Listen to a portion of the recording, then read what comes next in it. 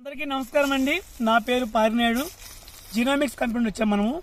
ఈరోజు మనము బొమ్మనపేట area చీమలదారి village Suresh గారి కందిచేనికి వచ్చామండి.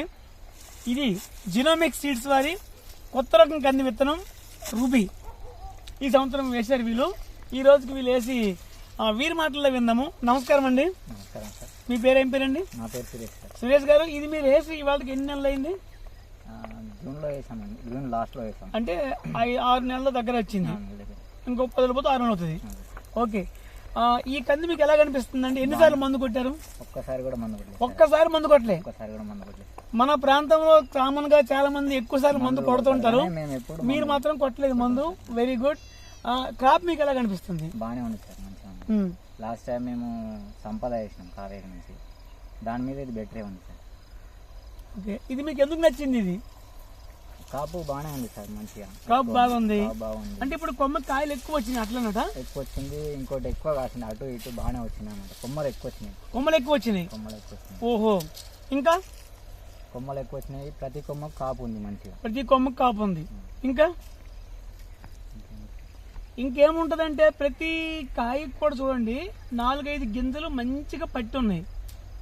నేను వేరే వేరే కందులు చూసినాను, ఒక గింజ పుచ్చిపోవడమో లేకపోతే టర్ర ఇప్పుడు ఉన్నాయి. దీనిలో మొత్తం చూడండి, మొత్తం అన్నిటికన్నీ అన్ని గింజలు కూడా మంచి గింజలు పట్టి ఉన్నాయి. గింజలు మీకు నచ్చాయి? మంచిగా ఉన్నాయా? మంచిగా సార్. మీ చుట్టుపక్కల ఏమంటుంది ఈ చేను చూసి? బాగుంది. ఏంది అని అడిగారు. మేము కూడా చెప్పినాము రూబీ అని. రూబీ అని చెప్పిందా?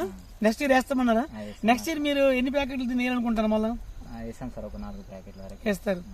తోటి రైతులకు మీరు ఏమని చెప్తారు చెప్పండి. బాగుంది రూబీ, మంచి కాపు ఉంది. అన్ని వేరే వెరైటీలు కూడా వేసినాము. దాంతో పోల్చుకుంటే ఇది బెటర్గా ఉంది. ఇది వేయండి అందరు. చూడండి ఎంత బాగుందో, బ్రహ్మాండంగా ఉంది. మొత్తం చేతి నిండా కందులే. చూడండి, సురేష్ గారికి పంట పండింది, కంది పంట పండింది. మొత్తం కందులే టోటల్.